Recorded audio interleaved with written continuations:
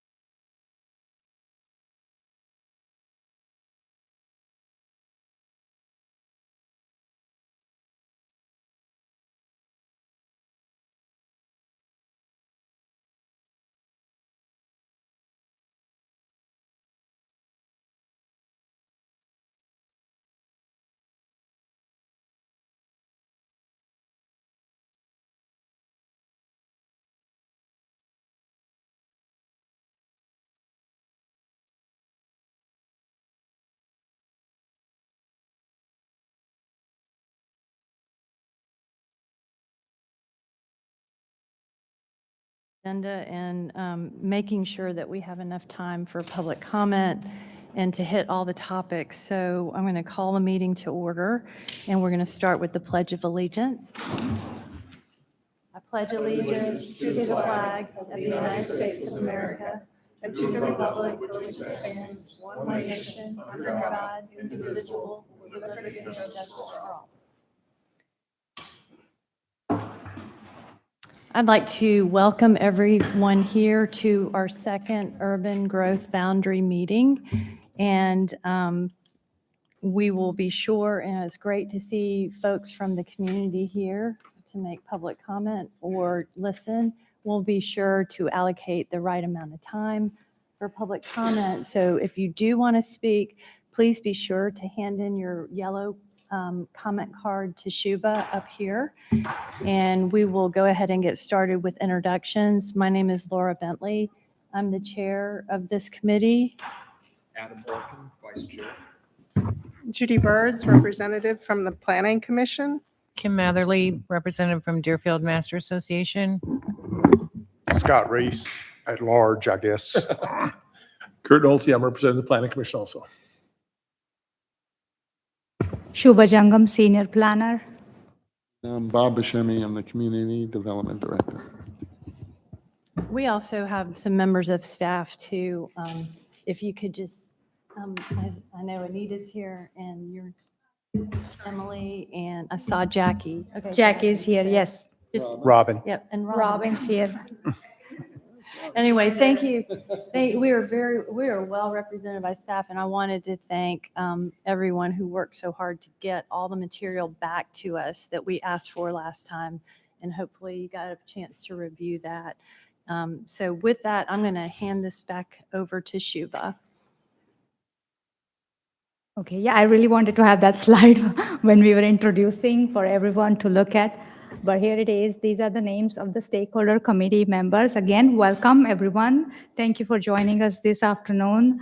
I have a short presentation before we move into our main activity, which is a consideration of Milton's Urban Growth Boundary Map.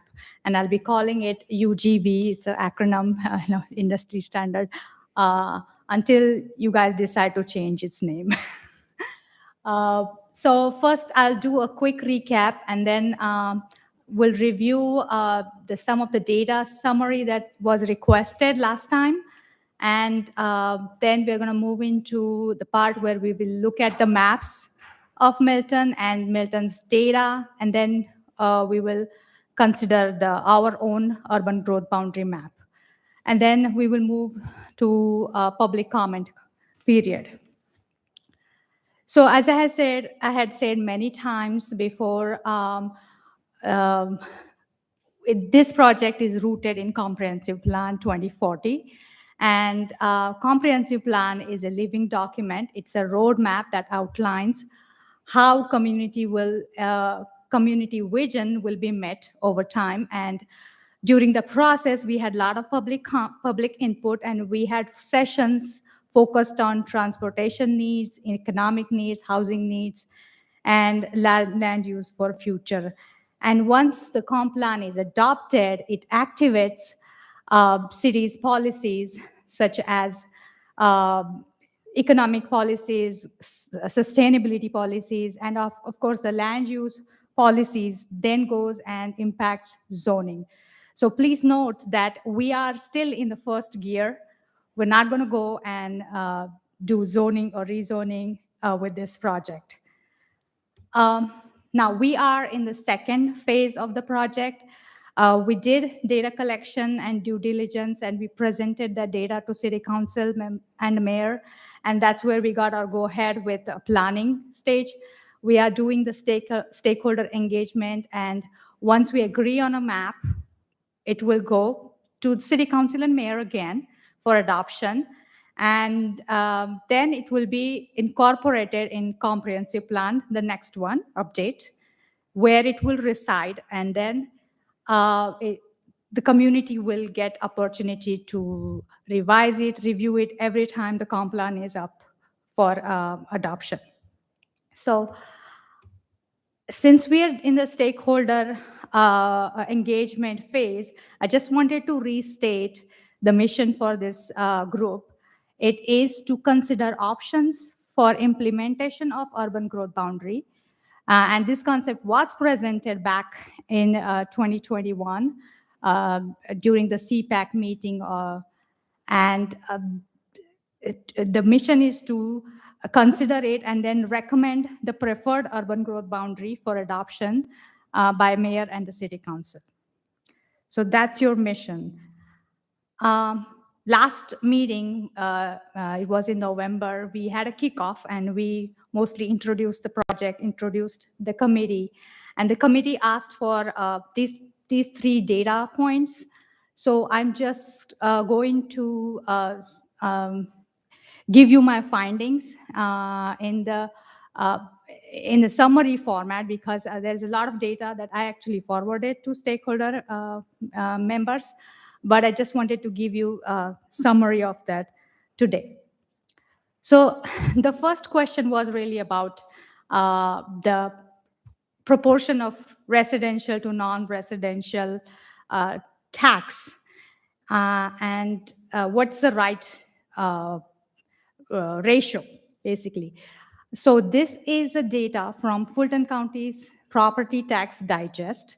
And as you can see, Milton has 11% commercial tax, property tax versus 87% of residential.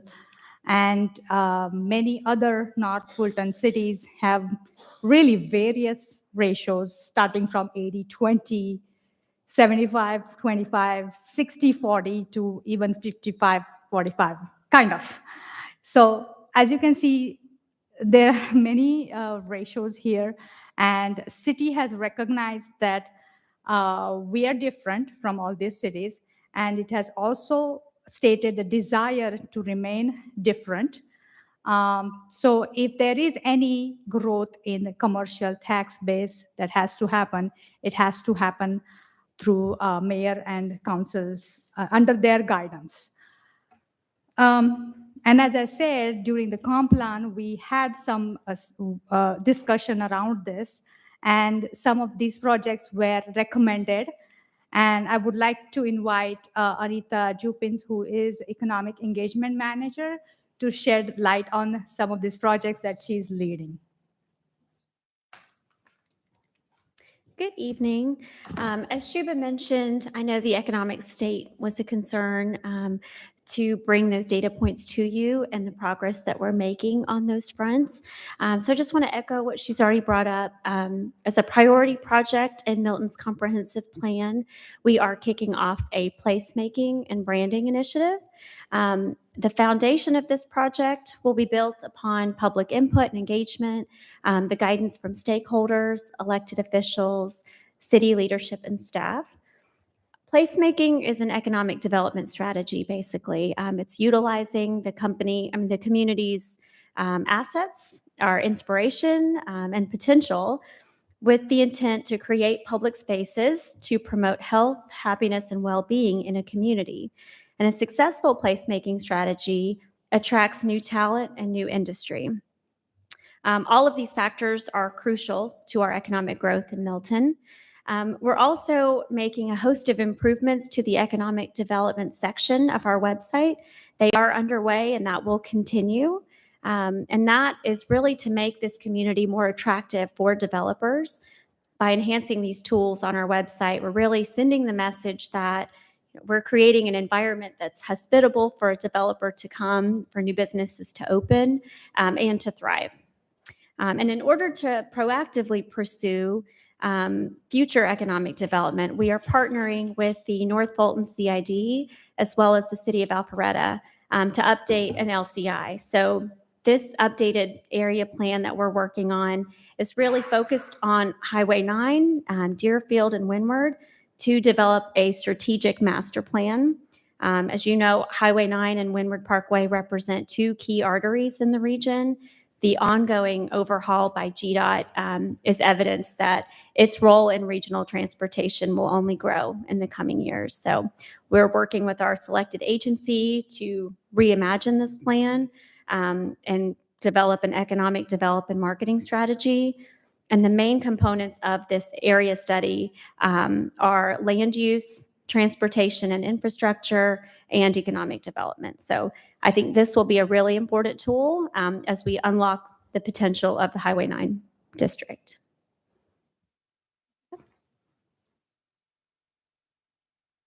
Thank you, Anita.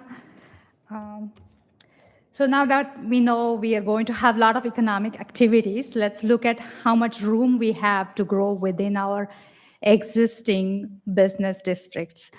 As you know, Crabapple and Deerfield districts are our two business districts that are zoned form-based code. And the form-based code is the one that not only allows high density, it allows mixed uses. So on the slide here, you are seeing Crabapple district map on the left and Deerfield district map on the right side. The red line on the maps is the limits of sewer. Obviously, we have sewer here, so it supports density. The yellow line is the city limit. Also, you are seeing blue and green parcels. The blue parcels are the ones that are in use right now. However, they have a benefit of getting higher density. They have a potential to get higher density than what they're using currently. The green parcels, and you are seeing them more on Deerfield map than Crabapple map. Those are vacant properties, and obviously they have a lot more potential. So this is my attempt actually to calculate how much acreage of those parcels, and based on their existing zoning, how many commercial units they can yield by right. So as you can see, in Crabapple district 229 and Deerfield district 1980 units can be earned or yield. And in terms of square footage, in Crabapple districts, it means more than 500,000 square feet, and in Deerfield districts, it's more than 4.5 million. So we do have room to grow, and we can increase our commercial tax base with the new economic development. Yes. When you say business districts, Mhm. are those the commercial nodes from the comp plan? What is the definition of business districts? Well, I just mean in general terms, because they're acting like a main street. We have a lot of commercial over there. It's not really defined in comp plan as such, but we just call them business district because a lot of business is getting done over there. It's a really general term and not defined as such. Mhm. Okay. Yeah.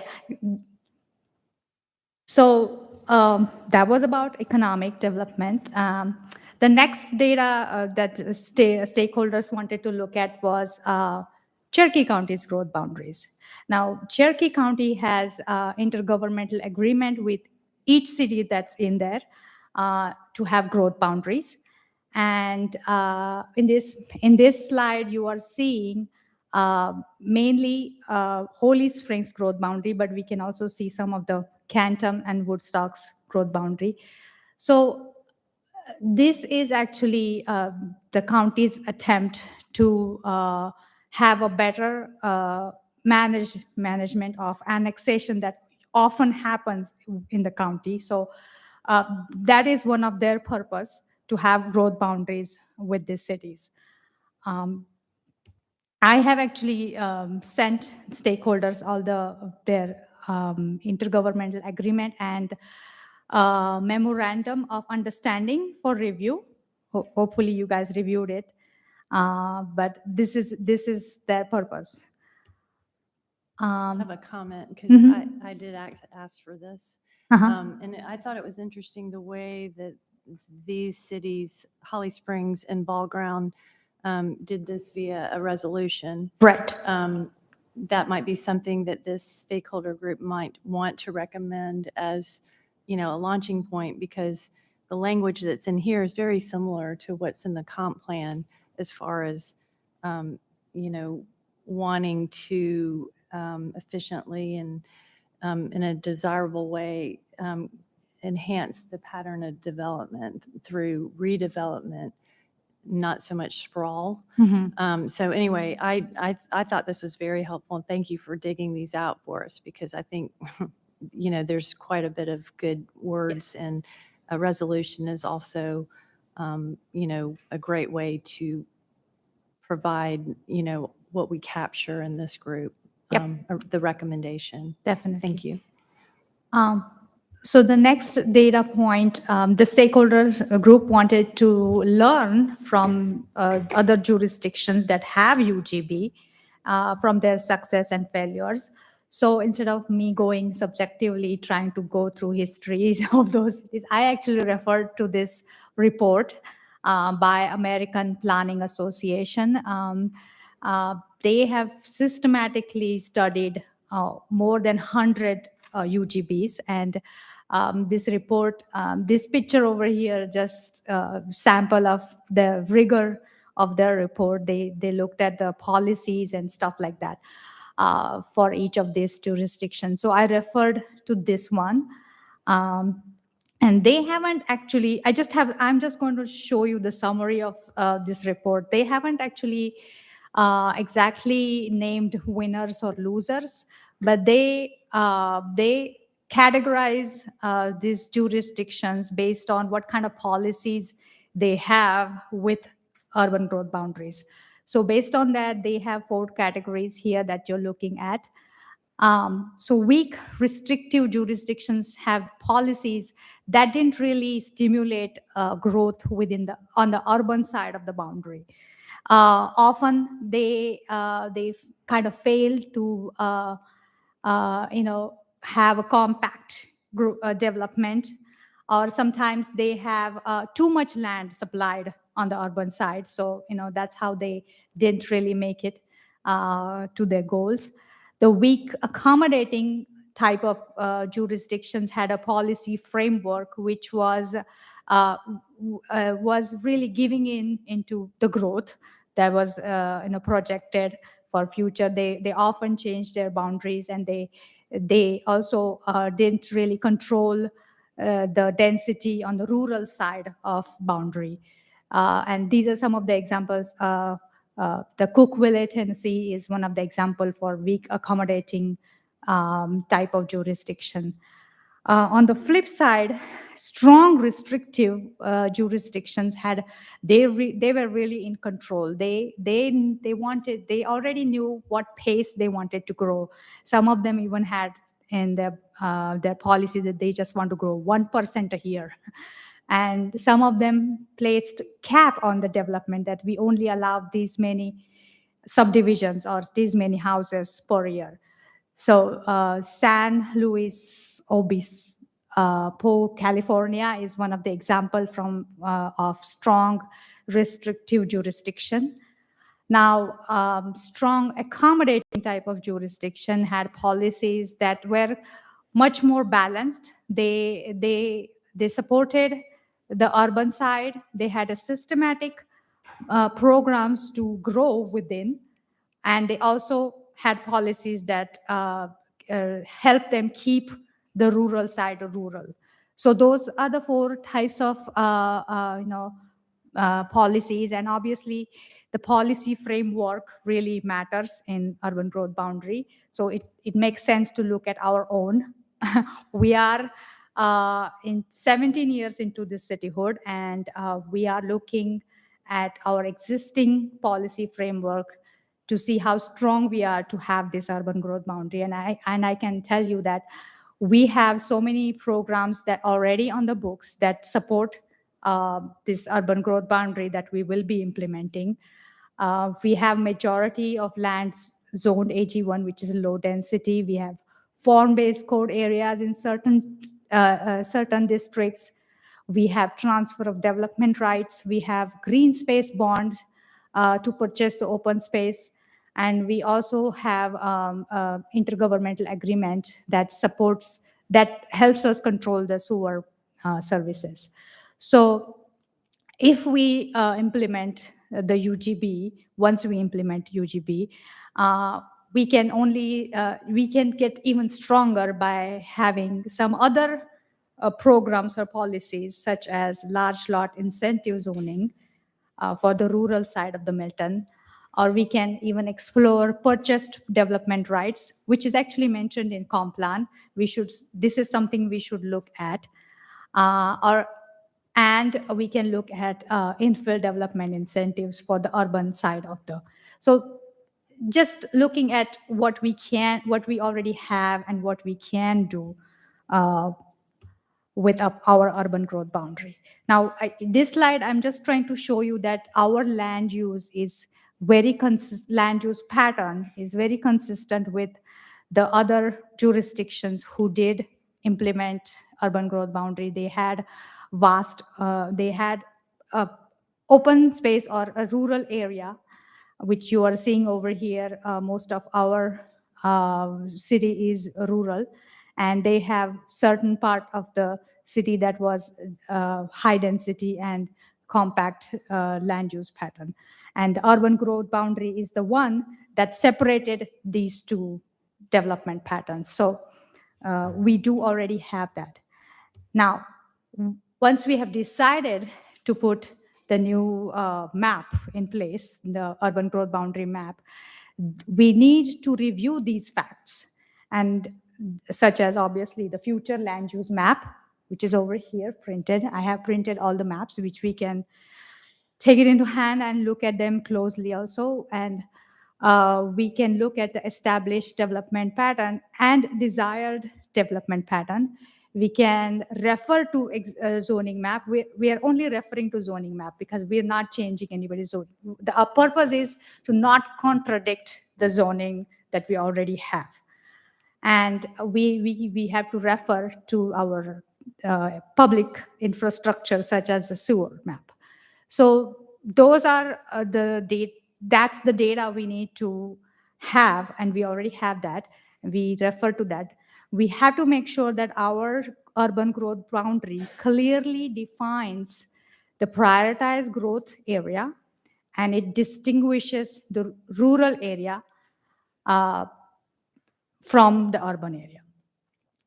What urban growth boundary should not do is have some urban islands floating in the rural area just because there is sewer, like a manor.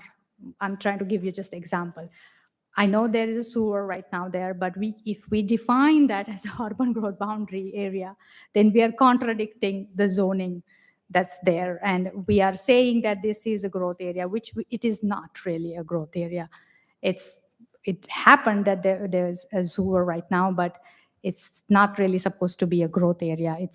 That area is still zoned AG1, and it's supposed to stay within the rural area. So UGB also should not be in the areas where it lacks the infrastructure to support the growth in next 5 years. So I have a sewer map here, and I'm going to go to the next slide so I can show you the sewer map. This is not a sewer map. This is a sewer infrastructure map from Fulton County. And as you can see, these are literally the sewer lines that are existing right now. And there are many places, and most of the Arnold Mill area doesn't have any kind of sewer infrastructure. So that's why I have this map here to make sure that you are aware where the real sewer is.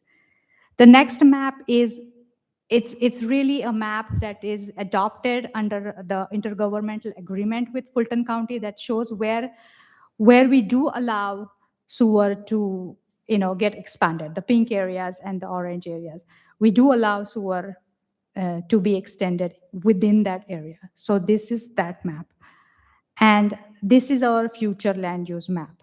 So we'll be looking at these maps, and we will now move into the activity where we decide where our growth boundaries should go. So I think we need to, and to get started, actually, I have a map that we have created. We have put a sewer line on the future land use map to get started, and we can look at that, and if we need to, we can draw on that map.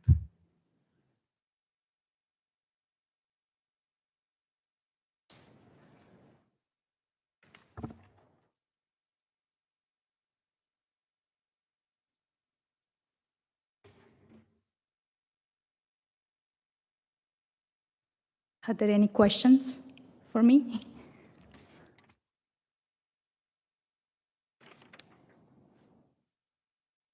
It's a little bit hard to read. This is Judy, by the way, for anybody viewing online. It's a little bit hard to read the existing sewer infrastructure map. It looks like there's some really faint green lines in the Crabapple area, in Deerfield up through Crooked Creek. And then there's lines then, of course, down in Alpharetta and Roswell. Is there any sewer lines currently along Arnold Mill? No.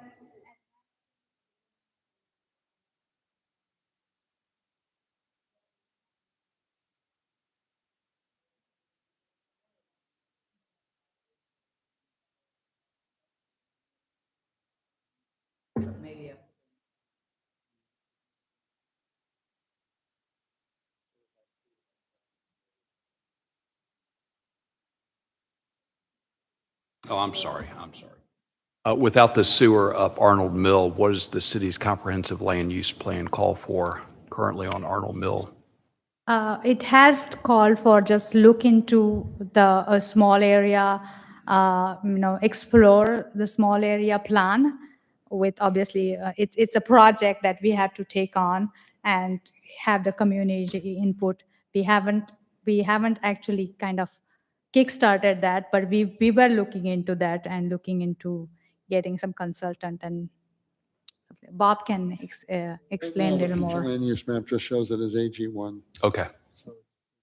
The comp plan did ask for us, the staff, to look at a small area plan, to look at it, but we haven't initiated that yet.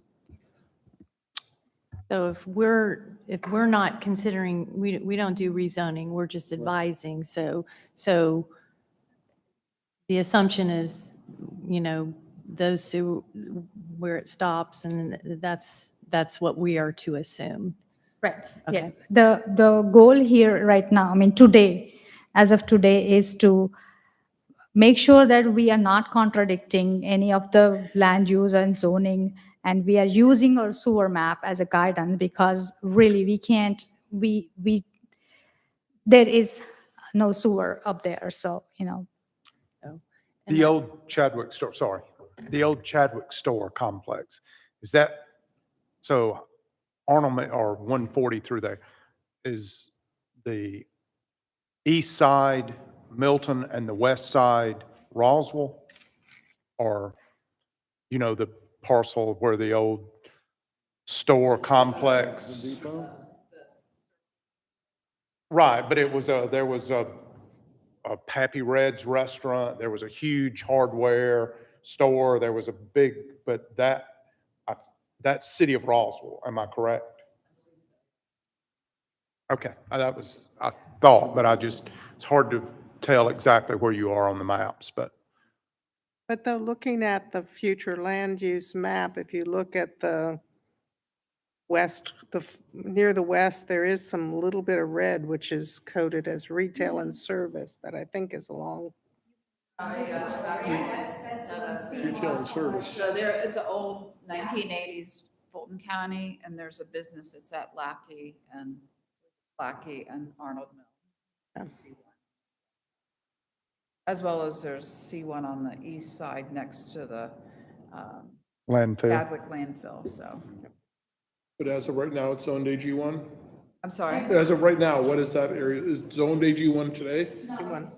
There's little patches of C1. Okay. See the little patches that those are C1 retail, but everything else is But AG1. everything's on septic. Yeah, So everything it's is no on septic. sewer, Okay. just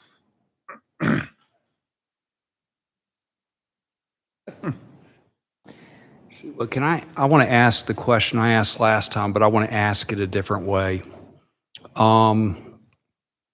It's my understanding that the government, that the city of Milton has to provide certain services to its citizens. And then you get to a step where the municipality says, okay, we have to do these. And then citizens would like to have these, okay? So when we put all those together, those services, that comes out of the tax revenue, and that's generated by the commercial tax base. So as we look at this, I would like for the city just to give us confirmation that what we're asking for services as citizens can be supported by the tax base that we have, that we're not going to run out of money, that we're not going to go back and have to charge everybody double, triple what you're currently charged on your houses. That I'll ask it that way. That's what I'm looking for the city to produce for us. Okay. So I'm not as concerned, is it 11% commercial to 79%, or is it 60-40? But that's what I'm trying to get to. Do we have enough revenue to support the wants and the needs of the citizens? I did send you guys that one of the page from the 2023 fiscal year budget book.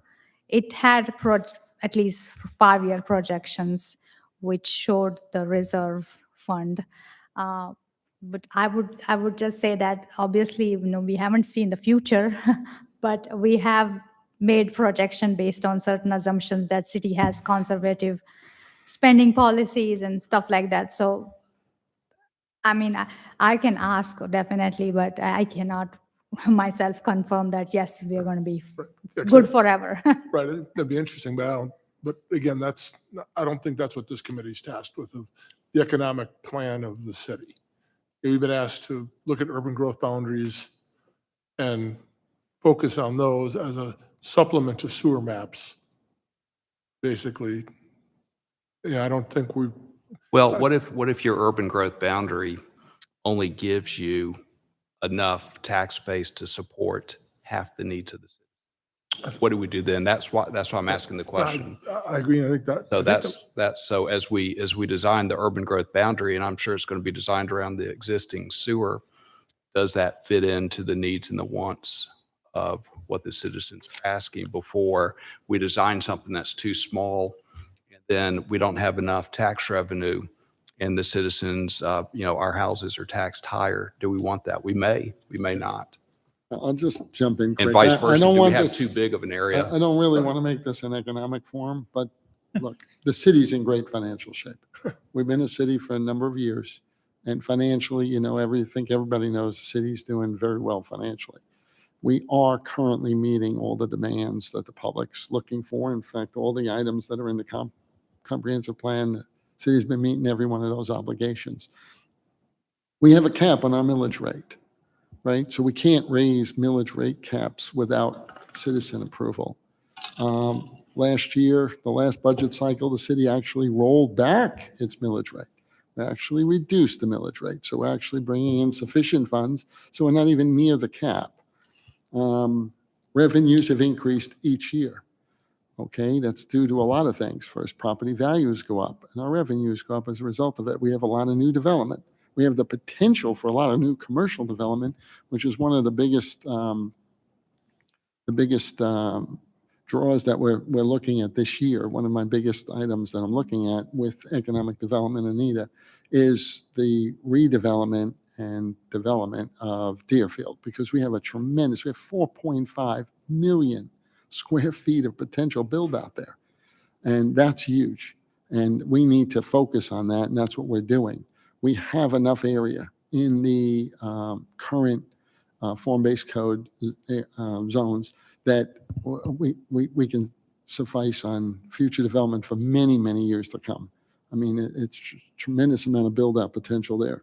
We have some additional residential build-out, although the city's pushing for large lot subdivisions, and we've been extremely successful with that. I'd say about 85% of the subdivisions coming in, people are voluntarily going towards the large lot incentive for a lot of reasons, all the incentives we put in, but they're also bringing in additional revenues.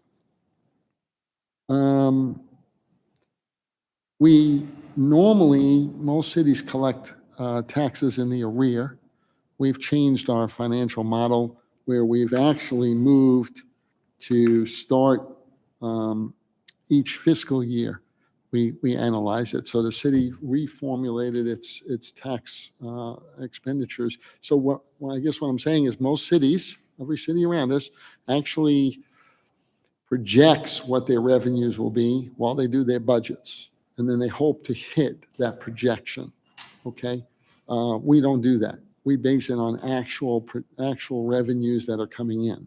So we've reformulated. We're like one of the few cities in North Fulton that have done that. So we never do our budgets based on a projection. It's on guaranteed. We know what that revenue source is, so we know how to do that.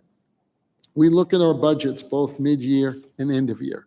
So we're doing mid-year now coming up.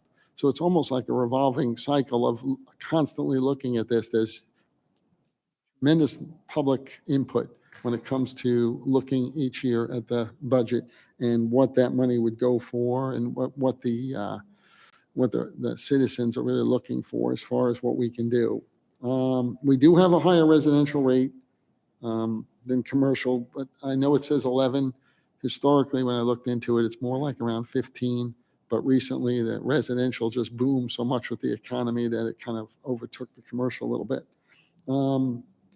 The council, I want to remind everybody, the council, even when we do this, the council could, if somebody was to come in for a rezoning, the council could, even with the line that we're about to put in, could say, yeah, we're going to approve that rezoning. We're going to approve sewer extension. They could do that.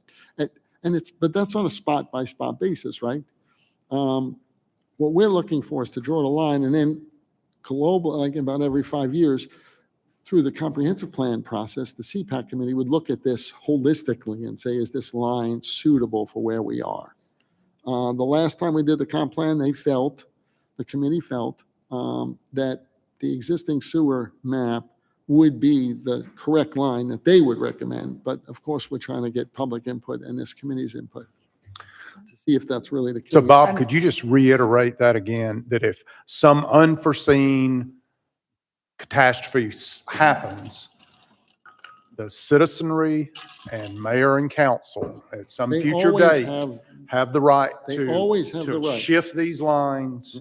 So we're working on our knowledge base now that says, foreseeable future, that the revenue stream is sufficient to support the needs of the city based upon our existing zonings that are not built out by any stretch according to this map. But if some unknown catastrophe hits or revenues go sideways and taxes go out of control, Always. the citizenry and elected officials can move. Okay. That's right. They have that right now, even with the future land use map. If Yes. it shows AG1 and the council today decides they want to change it Understand. and put sewer This just gives extension in, another layer they for can do it. maybe another thought process, look over it. Okay. Right. But if the Thank you. council doesn't want to do it, I think this does give it that extra layer of protection I for the understand. council to say, we don't want to expand it.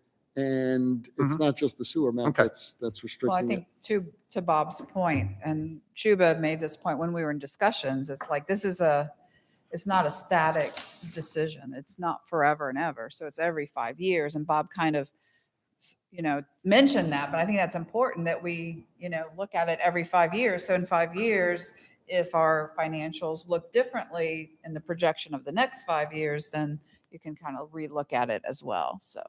And let me just remind everybody, the way the city's been structuring things from our creation, and I think it's been a really good financial model, okay? Just because I know people look at a lot of cities accumulate a lot of debt, okay? This city has like a pay-as-you-go program. So as the money comes in, if we have additional funds, we pay for them as we collect them, okay? We don't go out and, we only have one bond for the whole city right now. So City Hall, you're sitting in City Hall, we paid for City Hall outright. So the city just said, we're not going to build City Hall unless we have the cash in the bank to pay for City Hall.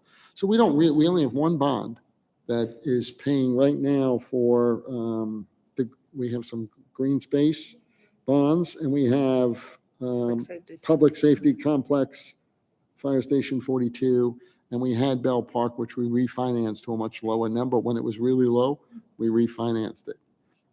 We have a AAA bond rating if we need to. So we have a great bond rating. That's really hard for a city to get, AAA.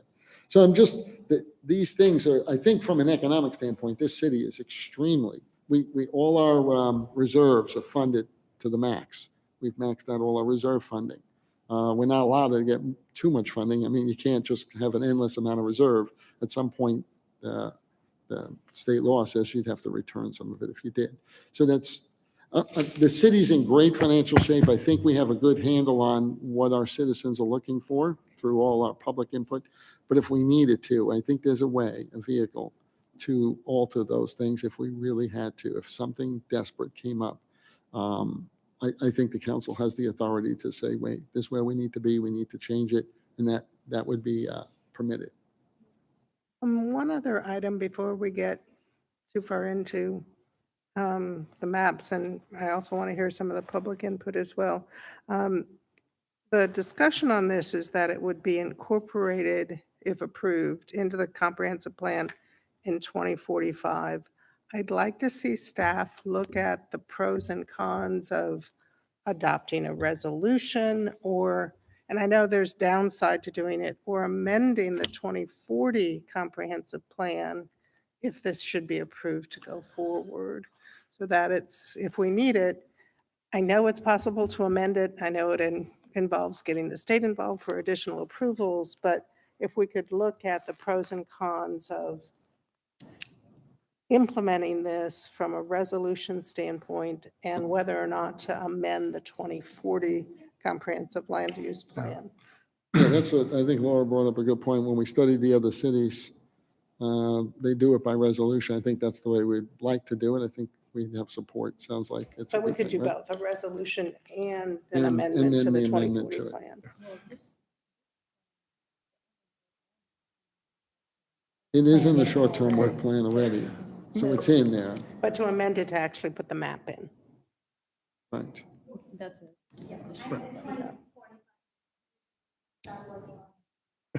Yeah. And we just finished it, and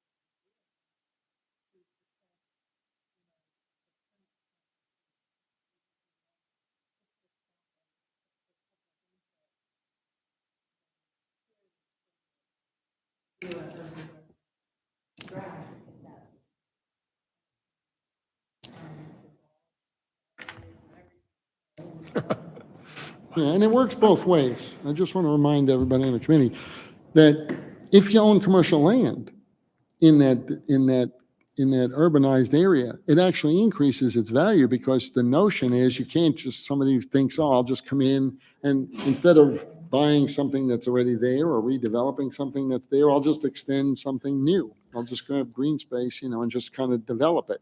Instead, we say, no, we don't want that. So we're going to, as staff, redirect people to say, no, go to existing areas or existing open parcels. There are parcels that are there that we're showing. And we'll say, look, and then deal with those landowners and first work those because that's where you're going to need to be. So if you own land in that district, it's actually going to increase the value of that commercial land because I'm going to steer people and say, look, that's where you look, there's potential. You might have 10 acres sitting over there, 20 acres. Hey, that's potential. Build that first.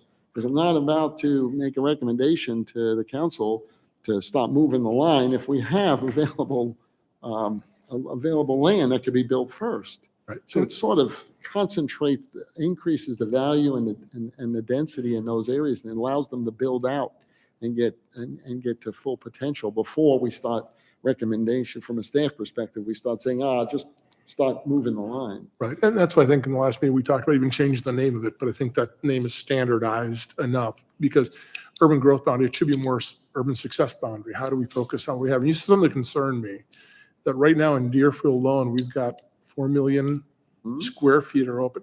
Do we know what we have total city-wise as far as open vacancies in commercial right now? As far as commercial vacancy, we're doing a study right now on commercial vacancy. I don't know if we have the actual percent. Okay. He has that data. It's probably between 4 and 5 million would be a safe guess. I mean, we've got 4 million just in Deerfield. 4 million is the unbuilt potential. Oh, okay, unbuilt potential. Not what we have now. It's Okay. the unbuilt potential. So what the staff has been doing is spending a lot of energy on analyzing how much is what's vacant and what isn't, trying to work with state, county, and corporations to get them relocated into this area. Businesses, we've been doing a lot of infrastructure improvements, which I think really you're starting to see with the Highway 9 and the GDOT. We have Morris Road. We have a new interchange coming on the 400 that's coming in. With the LCI study that we're hiring a consultant and working with Alpharetta and the North Fulton CID, we're saying, well, do we need a new flyover at Morris? So that we're really looking at the potential of all of those areas. Why is Wynwood crowded? Why isn't the stores, they occupy the Wynwood area and then they sort of start migrating into Milton more. Why is that occurring? Why can't we get more of that migration occur?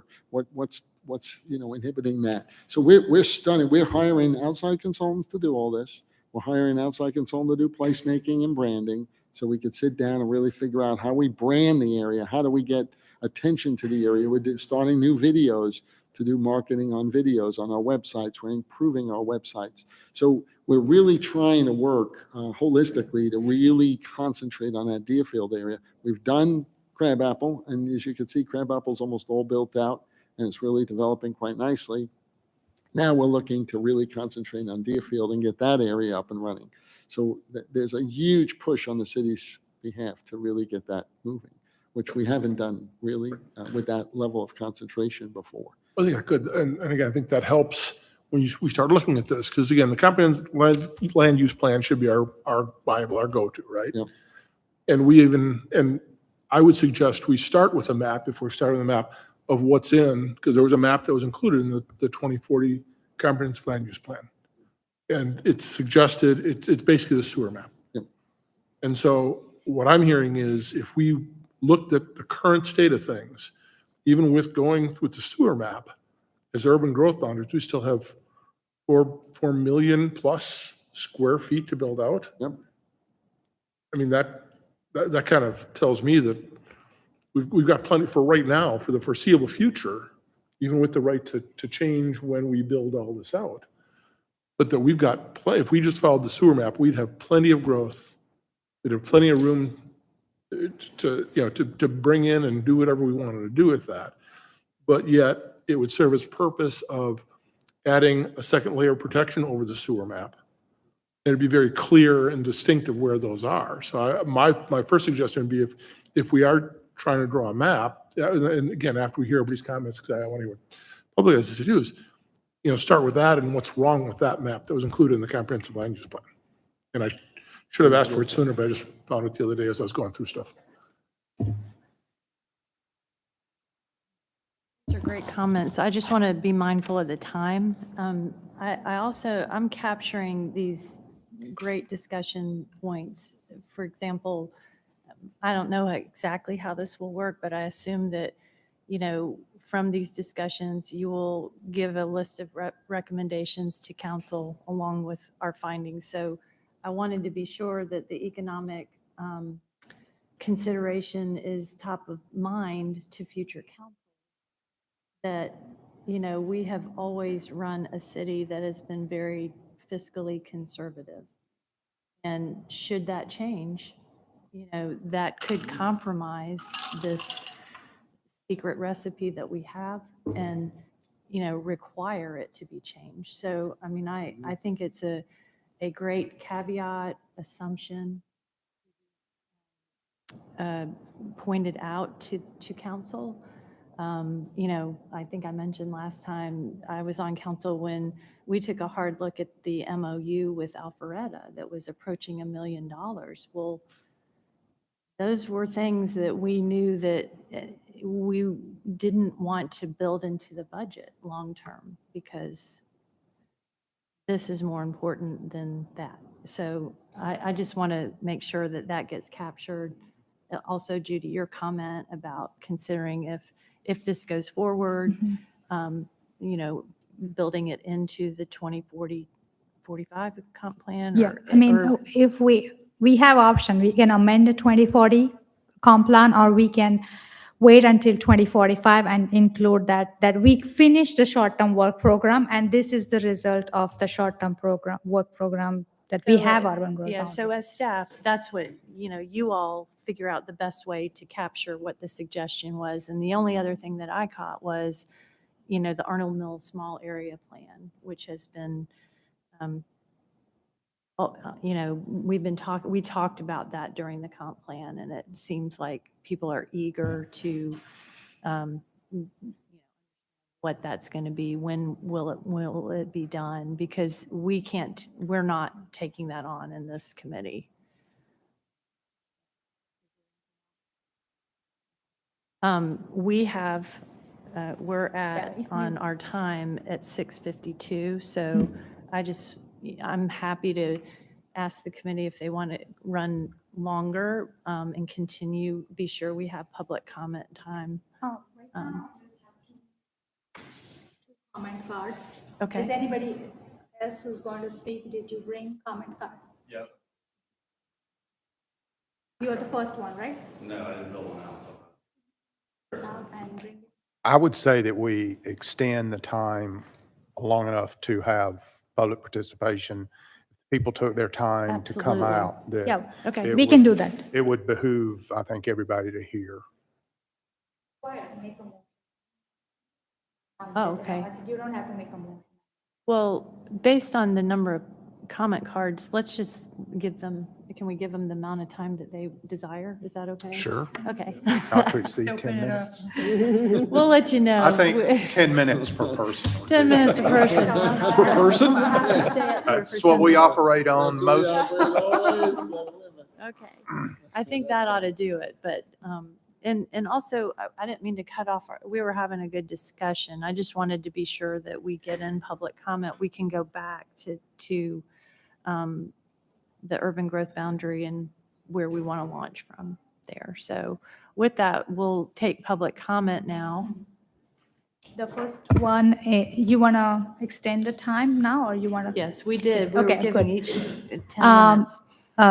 I would like to invite Greg Kronk to come and have public comment. Yeah, he can speak over here.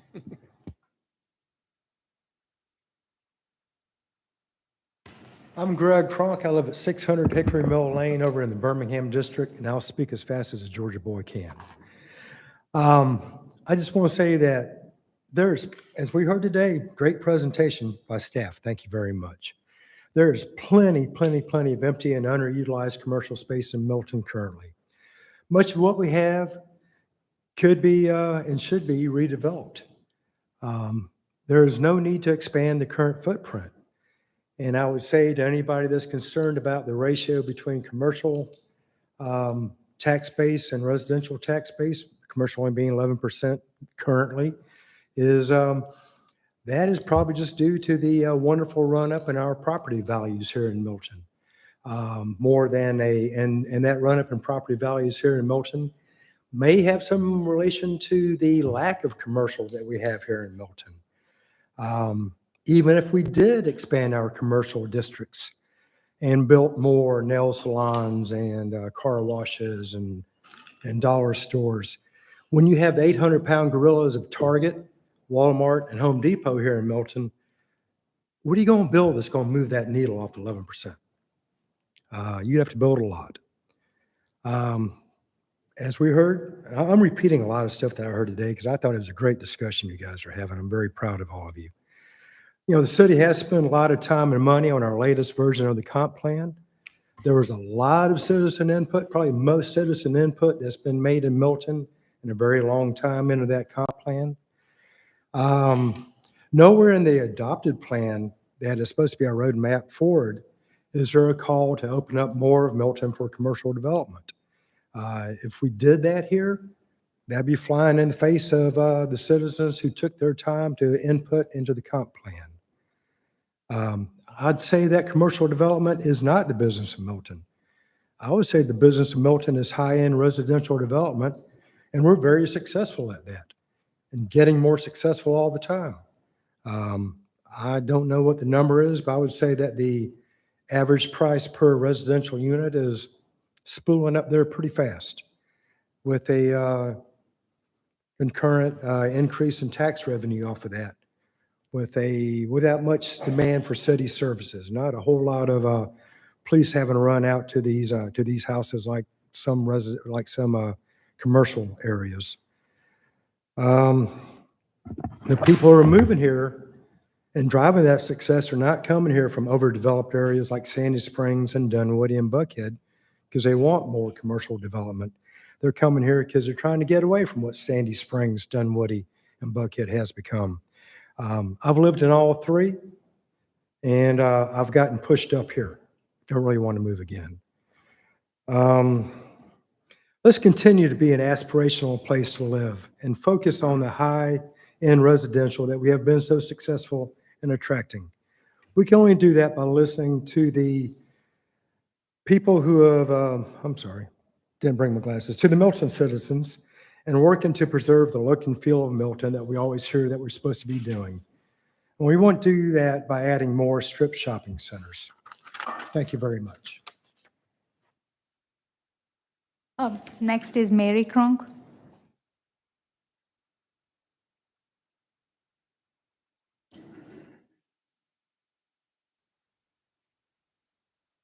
Good evening. My name is Mary Cronk, and I live at 600 Hickory Mill Lane in Milton. I, too, am very impressed with what you guys have been discussing, and I think you are totally on target. I really want to recommend that you guys recommend to City Council adopting urban growth boundaries, utilizing our existing Birmingham Crossroads Overlay District for that area, and then the sewer, where we currently have sewer lines in Crabapple and Deerfield. And there are numerous reasons for this recommendation, but I want to focus on the one that's driven by data, because that's the easiest one to quantify, specifically the data that Shuba shared with us. As we saw, with more than 500,000 square feet of underutilized or vacant potential commercial space in Crabapple and over 4.4 million square feet of underutilized or vacant potential commercial space in Deerfield, all of this space is located within our existing sewer lines.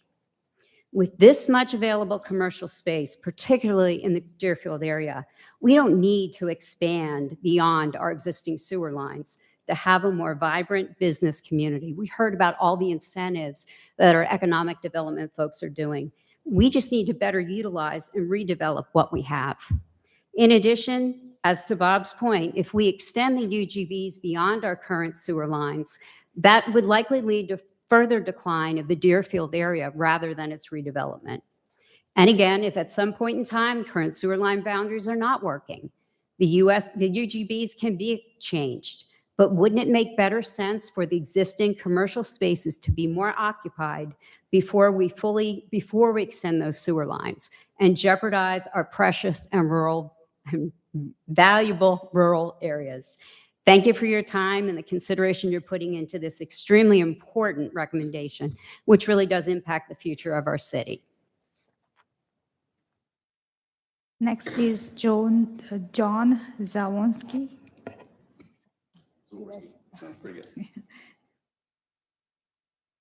Hey, my name is John Zaworski. I'm a Milton resident. I own 10 acres along Arnold Mill Road, 12875 Arnold Mill Road, which is kind of proximate the Arnold Mill Road Cox intersection. Couple questions just while listening was, I know the Arnold Mill Road within the comp plan is slated to be widened to 4 lanes in 2035. I know one side of the street is City of Roswell, which their future land use map shows, mixed use or commercial. We're obviously the other side of the road. It's a state road. Is there any say with the city? Do y'all know if the state is going to run sewer when they do 4 lanes as part of the infrastructure project? Is there any kind of understanding what that looks like? If I'm looking at the 2040 or 2045 plan, obviously it looks different for that corridor if it's 4 lanes with, increased infrastructure. So that was just kind of one question I had along that regard. And then just being a landowner along Arnold Mill Road, you kind of touched on it briefly. That was something in the comp plan that was, number one priority, first area to be looked at, et cetera. We'll flash forward 18 months and here we are, and it's not even, sounds like within the realm of discussion. So, my family's owned property there for 40 years.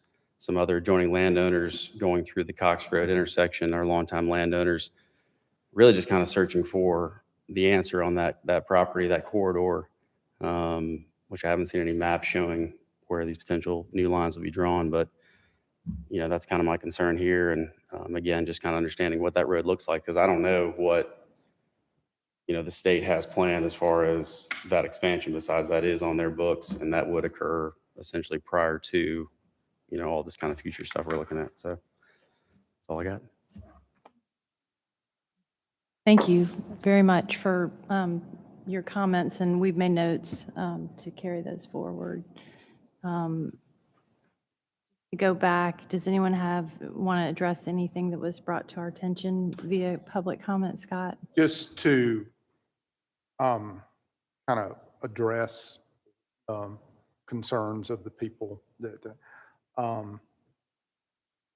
if Arnold Mill Road is widened 20 years from now, then we have baked into anything that's being done the ability of council or people to react at that time. I don't think it's our position here or our task to worry. And I, for one, know I'm not smart enough to predict what would be the consequences. And I doubt most of the rest of us are that smart, but maybe you are. But so I think the way it's set up, that there is plenty of available land that is currently zoned to handle any needs. And I also like the thought, if any nationwide developers, anyone come into the city, that they would be directed to existing either open space or rebuilds, as opposed to having the thought process that they're going to go find some raw open land and go. And I think that would probably support the tax, or more the price of existing. We have commercial property on Highway 9, and it would be protection to the commercial property owners, as also a protection to the people that live outside of those boundaries, that they're not going to have sprawl affect them. So I understand Arnold Mill 140, hopefully with the landfill closing, it's going to change a little bit, but that's That's a city council and mayor thing, in my opinion. Two things. One, on the Arnold Mill, I feel we're in a little bit of a chicken and the egg, because I'd be hesitant to draw a boundary around a lot until we knew what the thoughts were regarding that development. And so if it is indeed in the 2035 transportation plan for the state to widen that, and if indeed Roswell is going to develop the other side more commercially, I think that might drive more that plan for that area, that as our comprehensive plan said, we need to look at that. But it's a little bit of, I can't draw an urban growth boundary around it until we figure out what the development plans are for that. So I feel like at this point where I'd feel comfortable, and I'll throw it out as a starting point, is the urban growth boundaries equal the sewer map lines around the Deerfield area and the Crabapple area. But I'd be open to this idea that said, if a year from now, the plan for Arnold Mill got put in place and here's what it looked like, for us to take a look at it and say, okay, now I feel comfortable drawing an urban growth boundary around that. But I think it's too soon to do that. I think that has to follow the plan for the area. We can't draw, I wouldn't feel comfortable saying, oh, here's the urban growth boundary for Arnold Mill, when I don't even know what it's going to look like. But we do have zoning up there, correct? What Yeah. would the zoning map look like up in that area? Would that give any assistance? Saying, hey, this is zoned T whatever, if it's not AG1. But we might relook at zoning if we find out it's going to be 4 lanes and Roswell's going to make the west side all But commercial. that won't be us. That's That's mayor and council. council. Yeah, Well, and I'm sorry, it is kind of us, because planning commission would look at it first. Okay, but not this group. But Not you this wouldn't- group. you We would- would follow that to say, oh, that's the plan, draw a line around it. Well, yeah, I don't think that, I think that we're charged with, are we going to urban growth boundary based on council? And working off knowns. Yes, working off knowns at this moment, because again, we have to make those assumptions in order to fulfill the tasks that we've been charged with. So those are great considerations. That's why I think I noted the lack of a small area plan for Arnold Mill is a big question mark. That would be, I think, a condition or caveat that we do this, but this is an immediately important aspect of this, because these property owners have been waiting quite a while for some sort of readout on this. And council and staff. Yeah, so kind of to reiterate, I would feel uncomfortable at this point defining an urban growth boundary at Arnold Mill, because I feel like what we know now, I wouldn't know where to draw it. So That's, okay. I would say we don't. My other question or things like that is that I think it would be good for this committee to kind of feel like, if we're looking at a pattern on a policy, are we leaning toward strong accommodating? Is that kind of where our mindset is? Are we seeking to draw boundaries that do this? Are we more strong restrictive? And maybe that bucket is a little, defined, but it's having that policy could help then help us understand, yes, that's why we drew the line. That's a great question. I also was thinking about where do we really stand on that, chart.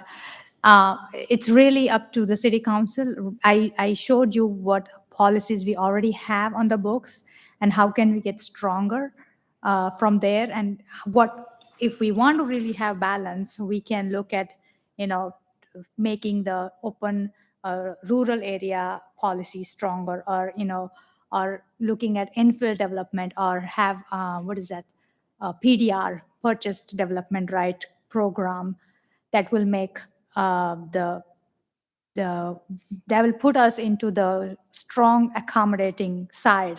Right now, I have a sense that we really want to control our pace of growth. So we are more like a restrictive little bit. But I don't have a pace, any number with me that we want to go at this rate or anything like that. But the sense is right now we want to control our pace of growth. And obviously, this is all about growth management. So I don't disagree with that. But you and council can decide how strong you want to be restrictive or you want to have a real balance of policies. It's really up to you guys.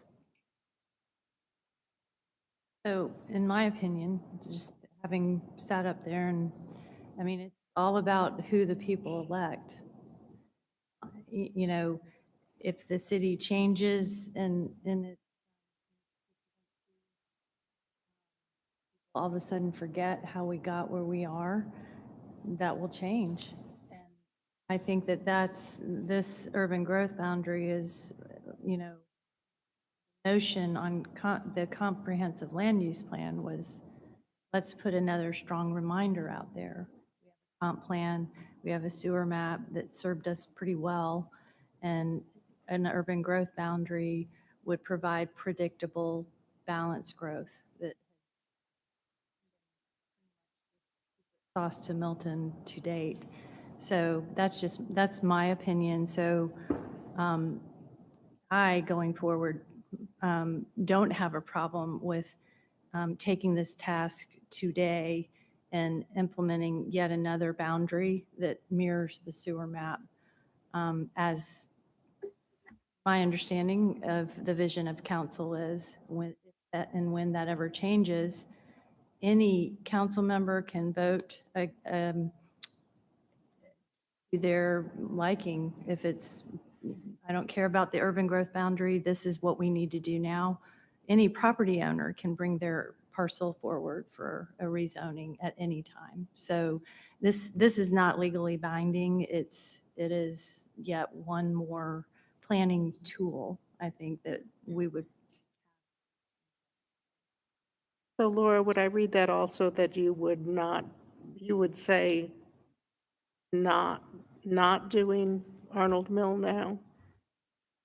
Well, I would have the same sewer map and mirror that with the recommendation that the small area plan be done immediately planned, because we've been talking about doing this, and, you know, it's not going to be easy. And, you know, the 4-laning of it just continues to, you know, be pushed out, and we need to know what we're doing there. So rather than delaying the urban growth boundary, another, you know, mechanism to for predictable growth, I would say do this with the strong recommendation to council that we have a plan for that area and get it on the short-term work plan, not the long-term plan.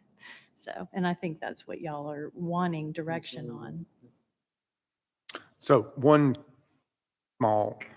so I'm leaning greatly towards what Laura says as far as following the sewer map. But would we have to delineate those existing commercial nodes on Arnold Mill or Birmingham? I guess the package plan at Birmingham, is that considered, that's not the Fulton County sewer map, but would it just be sufficient to delineate the existing sewer map and those would take care of themselves, or do we need to also draw a circle around the Birmingham Crossroads and those 2 or 3 little red commercial districts on Arnold Mill that right now we're good with holding those lines and not expanding those? Or do we just need to just worry about Deerfield and Crabapple? Well, those were addressed in the comprehensive, and the suggested urban growth boundaries in the comprehensive plan did address those. I Yeah, mean, so this was a concept really on that, you know. back then they did not do a lot of due diligence, or there was not enough time to do all the data collection or any research. This was just a concept that they discussed back then, and they did put, if you can see over here, they did put some boundaries around the Birmingham Crossroad and Manor subdivision. But if you do this, and this is just my, professional opinion, that if you do this, what you are saying is that those are also growth boundaries. That those are your priority growth areas, which is contrary to what we're trying to do here. It's we're not saying with this growth boundary map, we don't want to make these two areas growth boundaried areas, because they are still AG1 properties. Wait. No, the Birmingham so Crossroad is not. Birmingham Crossroads has a ring around, it's 27.1 acres. Never ever, so I think what you're saying is there's an urban growth boundary for Birmingham Crossroads. And then there's another ring around, the city limit that follows the sewer map. Right. And so, and I don't want to put words in your mouth, but I mean, the Birmingham Crossroads master plan defines that area already. Right. Yeah. But okay. we would just be reinforcing that. We Yeah. would just be reinforced. And Okay. that's what I was thinking, Yeah. is you've got, I'm fine, so you've got this uniform boundary basically that follows the sewer line. And then you've got, and the manor, I didn't even consider it because it doesn't have, unless maybe the country club or something, it doesn't have any zoning other than Ag 1. So I didn't think it would even need to be brought up. I know it has sewer, but it's Ag 1. So I don't Okay. think we would address that. But those, the union, do we need to, or am I going too far out in the weeds to just say the existing commercial parcels, that we're drawing a line around those and saying this is good now, we don't need to expand any of those areas, or just, I'm asking, is it just the sewer map, or do we need those external 4 or 5 properties to go ahead and say, hey, not only do we want to limit the sewer map, we think these nodes, which serve a purpose, but they don't need to expand. Okay. You have, That's a good point. you've got the Union, you've got Hopewell Park, Chris's Restaurant at Hope. Hold on. You've got Providence Road, or the roundabout at Providence. You've got the vet up there. So could we ask Shuba, could we ask staff just to give us all these little small pockets around the city for the next meeting? If we're missing any? There's dozens. All those little dots. Okay, Yeah. well, don't let's care. at least get them. Okay, Yeah. so for the next meeting, the red areas that you've talked about, I mean, that goes way back. There's probably someone that cuts hair on, Well, is there's that- just, so, yeah, but- there's all but not kind of, to- but just so that we I wouldn't know. want those to expand Right. necessarily either. Okay, so let's get an idea. But it's of up to that. council and mayor. If they want to expand them, then Yes, that's and their they can job. always Then come they can in. do it. Right. But at least we can put that forward as, here, I think it's to know what, in addition to the sewer, what other commercial properties? That's good. Yeah. Bob, how do you look at those small parcels? How would you look at it? I kind of agree with Scott. They were kind of outliers. They're outliers, but I don't think the intent is to indicate that they would be allowed to expand and keep growing.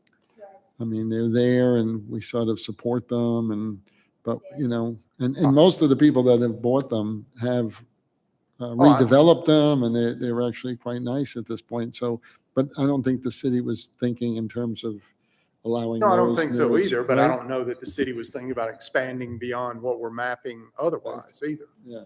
So, Actually, some items inside.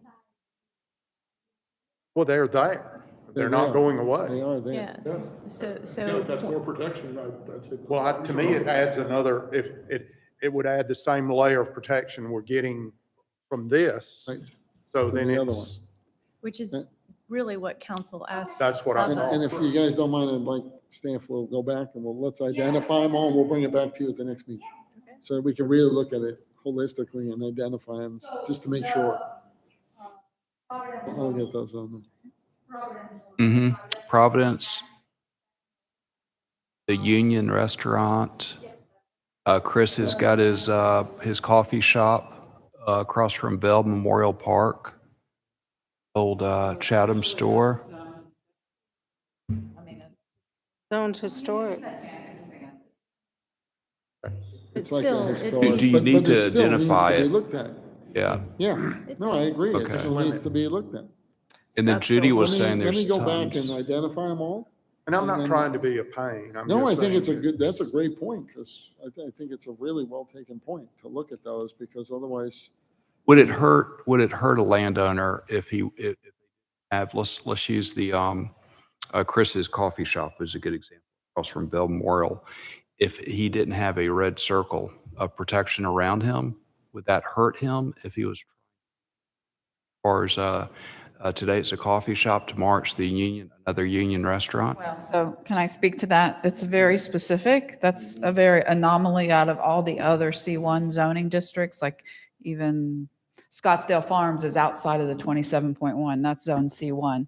But with the donut shop, it's really supposed to be a general store, and it's H, and has a very specific use, and it cannot be converted into a full-blown restaurant. It can't be a real estate office. It can't be anything except for a general store. All right, what about the Union? That is different. That Okay, is so an how old would you look at C1 zoning. Okay. Yeah. That's an old C1 So zoning. and if they these are wanted, ex- they could go before mayor and council and apply for. Yeah, they whatever can want. ask for it. It's just But if all the these- parcels around those instances are future land use as AEE. So even if they ask for it, it's going to be inconsistent with the plan. And obviously they can do what they want to, like what was pointed out earlier, but So if you had a commercial zoning, Robin, or say an office zoning, is it best for this committee to highlight it and circle it, so you can't expand it, but highlight it for the protection of the property owner? I mean, yes, we can look at how we can kind of put belt and suspenders around it, but The yeah. vet, uh-huh. Well, that's pretty much, but that's pretty much the majority of situations. Yeah, so we'll figure it out, but I So, mean. Okay. heat map, if you could show us where, Yeah. individually and then kind of, I if think we it, need to find them, Yeah. because there might be some C1s that are up there. that are Actually, if hanging y'all around, know, and we should know where they are. yeah, yeah, but it's There even, is really only this one.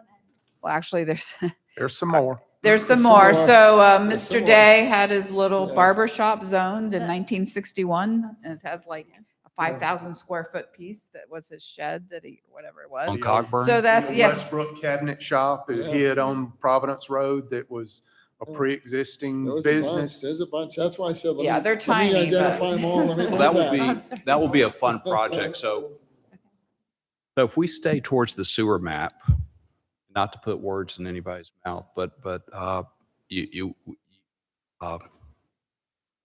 don't highlight the manor. Will we be drawing tonight? Or is that for another? Okay. So if you stayed within the sewer maps, going back to Scott's point, Laura's point, on Deerfield, your sewer goes all the way up to Crooked Creek is basically the Highway 9 corridor. That's already, the land use map has already got it. Yeah.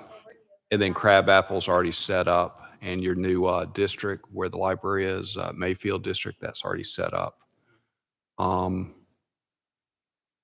What's left for us to look at outside of 140 and these small little parcels? Yeah, good point. I think if we are doing this, we should look at what's going on 140 or what's up there in the corner that's red. Till we get the plan. I think we've been saying that for many years. 5 years go by. And if they, Some other protection. if they rebuild the road, it's gonna change everything. Right. Always, when you get these findings, there's a clear-cut recommendation or three. I mean, I always like to draw from your expertise in community planning, so maybe our next meeting is findings plus,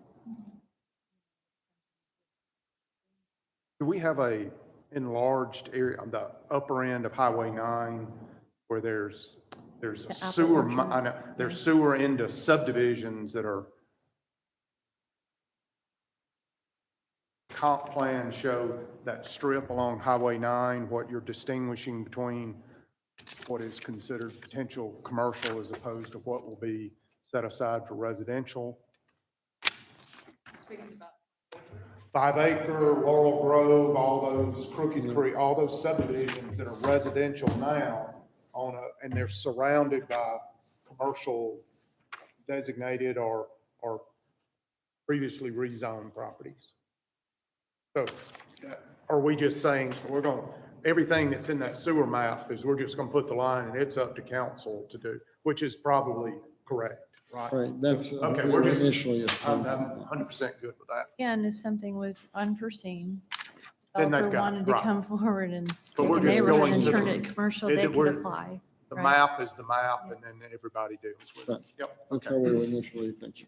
The other thing I like about this is it doesn't dilute our focus for making the existing commercial successful.